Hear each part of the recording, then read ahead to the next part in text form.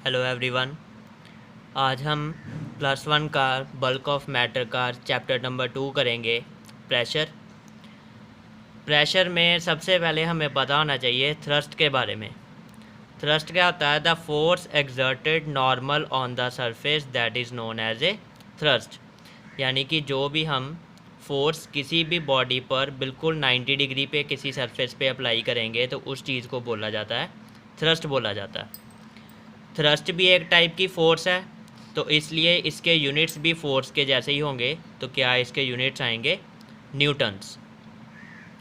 Next आता है आपके पास प्रेशर। प्रेशर क्या है? The ratio of thrust and area, और हम कह सकते हैं the thrust applied on a body at a particular area is known as a pressure. अब इसके भी जो यूनिट्स बनेंगे वो इसके फार्मूले के अकॉर्डिंगली बनेंगे। अब इसके फार्मूले में थ्रस्ट के यूनिट्स हैं न्यूटन और एरिया के यूनिट्स हैं मीटर स्क्वायर।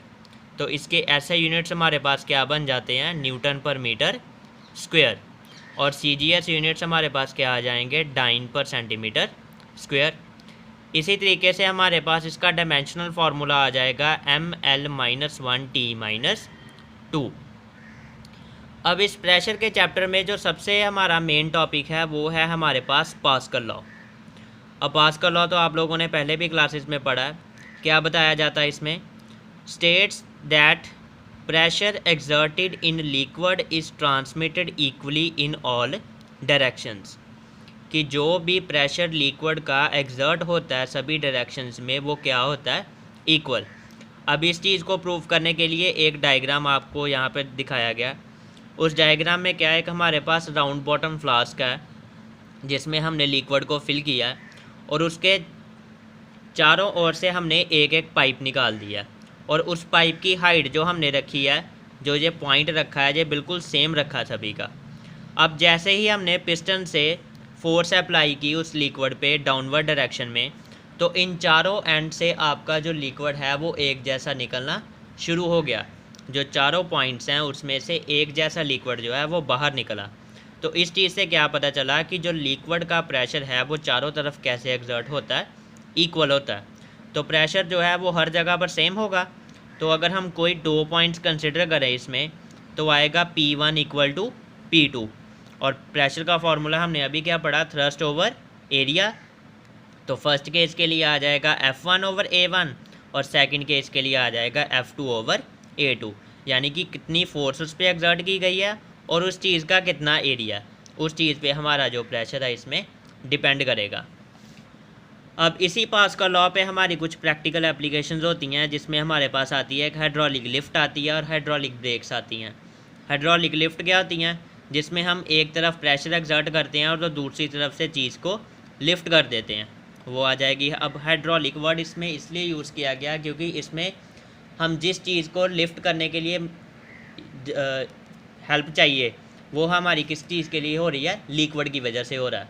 जो भी काम हाइड्रोलिक लिफ्ट में चल रहा है वो किसकी वजह से चल रहा है? लिक्विड्स की वजह से, फ्लूइड की वजह से चल रहा है। तो इसीलिए इसको हाइड्रोलिक लिफ्ट कहा जाता है। हाइड्रोलिक ब्रेक्स भी आप लोगों ने देखी हुई हैं। हाइड्रोलिक ब्रेक्स भी आपकी जो आजकल सारी काम कर रही हैं वो ऑयलिंग पे काम करती हैं कि ऑयल की वजह से हमारी जो ब्रेक्स हैं वो बड़ी एक्यूरेटली हो गई हैं। इनमें काफ़ी ज़्यादा जो है इम्प्रूवमेंट है पहले से। ये एक मॉडिफाइड फॉर्म है और इसमें ब्रेक्स जो हैं वो मैकेनिकल ब्रेक्स के कंपैरेटिवली काफ़ी आसानी से और जल्दी लगती हैं। ठीक है, तो लिक्विड का मतलब क्या है कि वो हमारी एफिशिएंसी को क्या कर रहा है? इंक्रीज़ कर रहा है। नेक्स्ट टॉपिक है हमारे पास हाइट ऑफ प्रेशर एटमॉस्फेयर। अब हम निकालेंगे कि कितने हाइट तक जो है वो ग्रेविटी जो उसकी वैल्यू चेंज नहीं होती, वो कितनी वैल्यू है हाइट की एटमॉस्फेयर में। तो उसके लिए हमारे पास फार्मूला होता है प्रेशर का H ρg, यानी कि height into density into gravity. तो एटमॉस्फेयर को हम मरकरी के इक्वल करेंगे। इसमें दो, अकॉर्डिंग टू पास्कल लॉ, हमने दो प्रेशर आपस में इक्वल करने होते हैं। तो एक तरफ हमने मरकरी का प्रेशर रख लिया और एक तरफ एटमॉस्फेयर का। मरकरी को हमने क्यों यूज़ किया?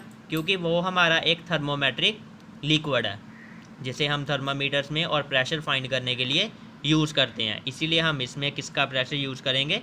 मरकरी का प्रेशर यूज़ करेंगे। अब एटमॉस्फेयर में हम लोगों ने एयर को कंसिडर किया। हाइट हमने उसकी फाइंड आउट करनी है तो उसकी जगह पर H आ गया। डेंसिटी जो है एयर की वो होती है 1.3, ग्रेविटी जी की वैल्यू हमें पता 9.8 है। मरकरी के केस में इसका कितनी हाइट आती है 0.76 मीटर, वो हमने नोट कर ली। मरकरी की डेंसिटी 13.6 इंटू 10⁻³ और जी की वैल्यू 9.8। तो 9.8 के साथ 9.8 हमारा यहीं पर कैंसिल हो गया।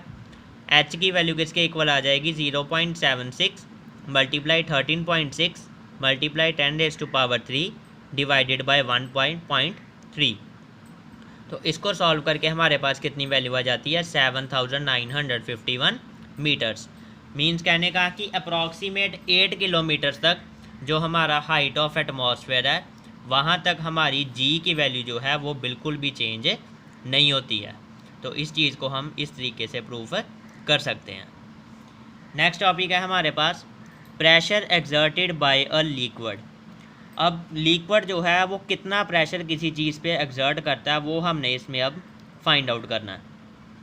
तो उसके लिए क्या किया, हमने सबसे पहले एक कंटेनर लिया, कंटेनर में लिक्विड फिल किया और उसके अंदर हमने एक सिलेंडर को डाल दिया।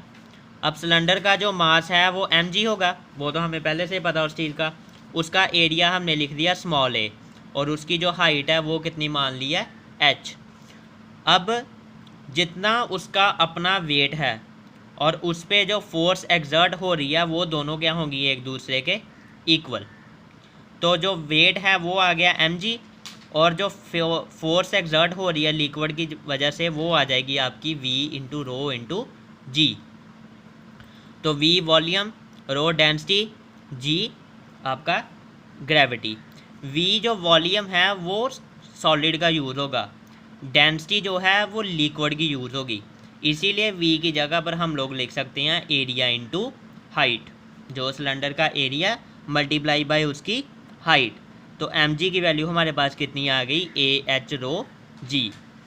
अब जो सिलेंडर का अपर फेस है उस पर फोर्स लग रही है F1, तो F1 का मतलब वो हो गया P1 इंटू a और टोटल फोर्स जो अपर फेस पे लग रही है वो आ जाएगी F1 प्लस mg, यानी कि उसका वेट भी उसी चीज़ पे लग रहा।